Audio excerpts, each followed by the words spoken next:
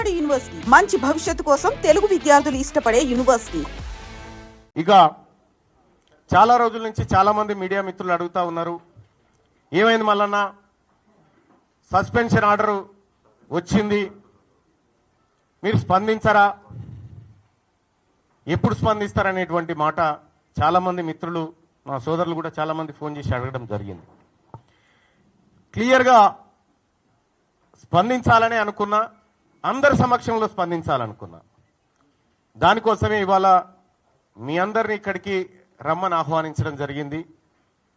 వచ్చి ఈ కార్యక్రమాన్ని కవర్ చేస్తున్నందుకు మరొకసారి ధన్యవాదాలు తెలియజేసుకుంటూనే, ఇక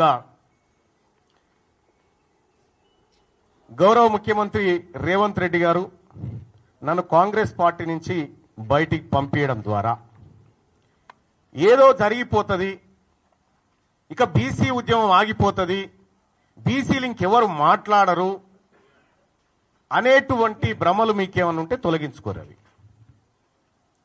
వెనకటి బీసీలం కాదు, మేమంతా ఆధునీకరించబడి ఆలోచన మెరుగుపరుచుకొని వచ్చిన మలిదశ బీసీ ఉద్యమకారులం మేమంతా, ఇప్పుడు పుట్టుకొచ్చిన వాళ్ళం. ఇవాళ అడిగింది ఏంది తీన్మార్ మల్లన్న?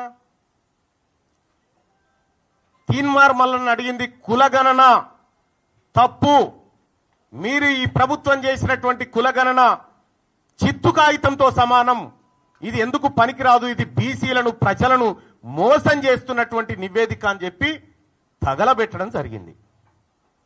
నిజంగా తగలబెట్టడమే తప్పైతే, బీసీల మంచిని కోరి బీసీలకు న్యాయం జరగాలని కోరి తగలబెట్టడం తప్పైతే ఆ తప్పును ఇంకా 1000 సార్లు చేస్తా.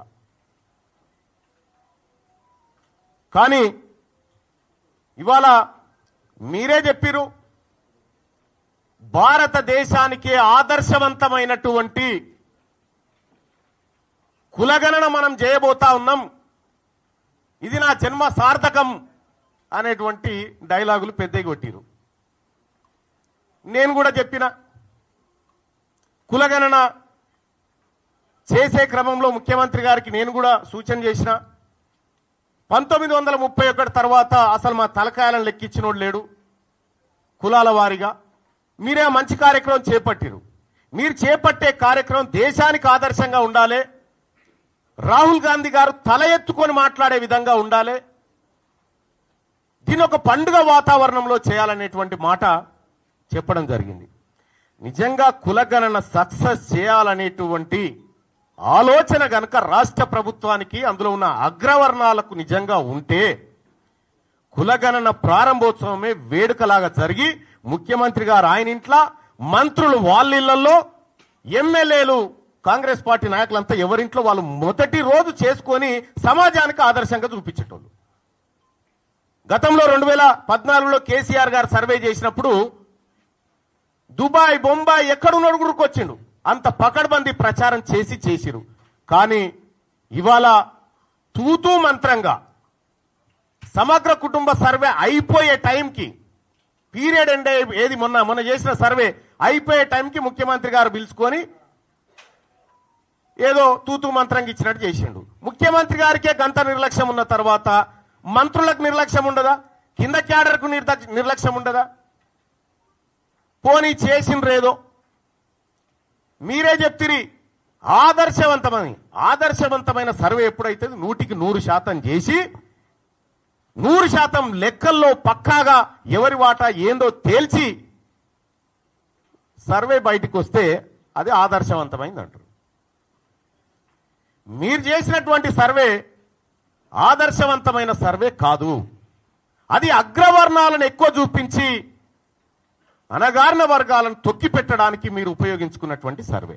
మొదటి సంవత్సరంలోనే తెలంగాణ రాష్ట్రంలో కులగణను పూర్తి చేయాలి అని పకడ్బందీగా పక్క రాష్ట్రాలలో అన్ని నిర్ణయాలను సమీక్షించి పకడ్బందీగా ఈరోజు తెలంగాణ రాష్ట్రంలో కులగణను చేసి దాదాపుగా 56.33% బలహీన వర్గాల లెక్క తేల్చినాం. ఇవాళ నేను లెక్క తేలిస్తే తప్పుల తడక అని కొంతమంది వితండవాదం చేస్తారు. వాళ్ళు నేను 60 రోజులు కష్టపడి 1,03,000 మంది ప్రభుత్వ ఉద్యోగులను 37,000 మంది కంప్యూటర్ డేటా ఎంట్రీ ఆపరేటర్లను పెట్టి దాదాపుగా 1,50,000 సిబ్బంది ఐఏఎస్లను, అదేవిధంగా కలెక్టర్లను, జాయింట్ కలెక్టర్లను, మండల స్థాయి, గ్రామ స్థాయి వరకు 94,500 ఎన్యుమరేటర్లను లెక్కబెట్టి ప్రతి వాడిని ఇంటింటికి పంపించి ప్రతి వాడు 150 ఇండ్లు ప్రతిరోజు 10 ఇండ్లలోనే లెక్క తేల్చండి, ఎక్కువ రాసుకొస్తే తప్పులు రాసుకొస్తారని చెప్పి ప్రతి ఇంటికి పంచి పక్కన బందీగా లెక్కలు చేసి ఆ ఇంటి యజమాని సంతకం తీసుకొని ఈరోజు లెక్కలు తీసినాం. పక్కా లెక్క ఎప్పుడైతే తీసినామో ఇది ఇష్టం లేని వాళ్ళు ఈ లెక్క తప్పుల తడకంటారు. నేను ఈ వేదిక మీద నుంచి సూటిగా అడుగుతున్న బీజేపీ బీఆర్ఎస్ వాళ్ళని, లెక్క తప్పన్నుడు కాదు, ఎక్కడ తప్పు ఉందో మీరు చూపించండి అని నేను సవాలు విసిరిన శాసనసభలో. తోక ముడిసిండ్రు, ఉరికిపోతారాడ నిలబడతారు, ఈ లెక్క తప్పు అంటారు. చూపిత్రా నేను దగ్గరకు పోతే ఇంకా కొంచెం ఆ సూటి ఉరుకుతారు తప్ప ఆ లెక్క ఎక్కడ తప్పు ఉందో చెప్పడం లేదు. ఎందుకంటే ఇవాళ ఈ లెక్క పక్కాగా తేలి రేపు అసెంబ్లీలో తీర్మానం చేసి చదువులో, విద్య, ఉద్యోగంలో, రాజకీయాలలో 42% రిజర్వేషన్లు ఇవ్వాలని అసెంబ్లీలో నేను తీర్మానం చేస్తే అది నరేంద్ర మోడీ గారి మెడ మీద కత్తిలా వేలాడుతుంది. ఈ బలైన వర్గాలకు 42% రిజర్వేషన్ వస్తే వీళ్ళు అధికారంలో వాటా అడుగుతారని చెప్పి ఇవాళ బీఆర్ఎస్ వాళ్ళు, బీజేపీ వాళ్ళు ఈ లెక్క తప్పని ఒక తొండి మానదట చేస్తున్నారు. నేను అడుగుతున్నా, ఆనాడు మండల్ కమిషన్ కాంగ్రెస్ పార్టీ వేయబట్టే కదా ఆనాడు లెక్క చేసి ఈరోజు 27% బలహీన వర్గాలకు రిజర్వేషన్లు అందుతున్నది. విద్యా ఉద్యోగాలలో మిత్రుడు అనిల్ చెప్పినట్టు ఆ రిజర్వేషన్లే కదా ఇవాళ నరహరినైనా, శ్రీధర్నైనా చాలామంది మా పద్మశాలి సోదరులు ఐఏఎస్లు అయ్యిండ్రు అని అంటే, ఉన్నతాధికారులు అయ్యిండ్రంటే ఆ రిజర్వేషనే కదా. ఆనాడు ఆ లెక్క తప్పని ఇట్లనే ఎవడైనా తొండి వాదన్నో మొండి వాదన్నో చేసి ఉంటే ఆ లెక్కలను పరిగణలోకి తీసుకోకపోతే బలహీన వర్గాలకు 27% రిజర్వేషన్ వస్తుండేనా? ఈనాడు నేను చేసిన లెక్కను తప్పు పడితే, ఈ లెక్కను పక్కన పెడితే మీకు ఏ రకంగా 42% రిజర్వేషన్ వస్తుందో మా సోదరులను ఆలోచన చేయండి అని నేను అంటున్నా. దీని వెనకాల ఉన్న కుట్రను మీరు గమనించండి. ఇవాళ నేను చేసిన లెక్క సరిగ్గా అని తేలి 42% రిజర్వేషన్లు పెంచి విద్య, ఉద్యోగ, ఉపాధి, రాజకీయాలలో మీ చైతన్యం పెరిగి మీ అవకాశాలు వస్తే రేపు మన పరిపాలన, మన నిర్ణయాలు మనమే తీసుకుంటే బలహీన వర్గాలకు హక్కు వస్తుంది. వాళ్ళ హక్కులను కాలరాయాలి, వాళ్ళ గొంతును నులిమేయాలని ఈరోజు కుట్ర జరుగుతుంది. సోదరులారా, మీరు ఆలోచన చేయండి. ఈరోజు ఈ లెక్క తప్పు చేస్తే నాకేమైనా లాభం వస్తుందా? చంద్రశేఖరరావు గారు సమగ్ర కుటుంబ సర్వేలో తేల్చిన లెక్క 51%. కానీ మీ సోదరుడు రేవంత్ అన్న చేసిన సామాజిక, ఆర్థిక, రాజకీయ, విద్య, ఉద్యోగ, కులగణన సర్వేలో 56.33% లెక్క తేల్చి దాదాపుగా 6% పెంచి నేను లెక్క చూపించిన.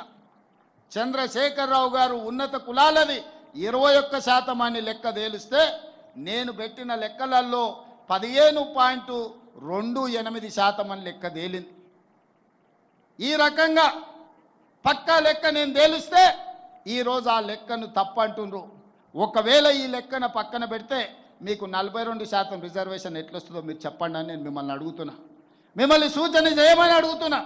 వేదిక మీద ఉన్న పెద్దల్ని ఆలోచన చేయమని అడుగుతున్నా. చదువుకున్న వాళ్ళని విశ్లేషించమని నేను అడుగుతున్నా. ఇవాళ ఈ లెక్క తప్పని పక్కన పెడితే మీకు శాశ్వతంగా రిజర్వేషన్లు పెరగవు. ఇది ఒక కుట్ర.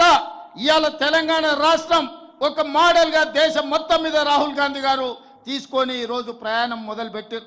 మన బీహార్లో చెప్పిండు, నిన్న గుజరాత్లో చెప్పిండు, మేము తెలంగాణలో లెక్క తేల్చినట్టు దేశం మొత్తం మీద కులగణన చేస్తాం, బలహీన వర్గాల రిజర్వేషన్లు పెంచుతాం, 50% నిబంధన ఏదైతుందో నిబంధనను తొలగిస్తాం. చట్ట ప్రకారం సుప్రీంకోర్టు ఆమోదంతో బలహీన వర్గాలకు 42% రిజర్వేషన్ ఇస్తా అని రాహుల్ గాంధీ గారు చెప్తున్నారు.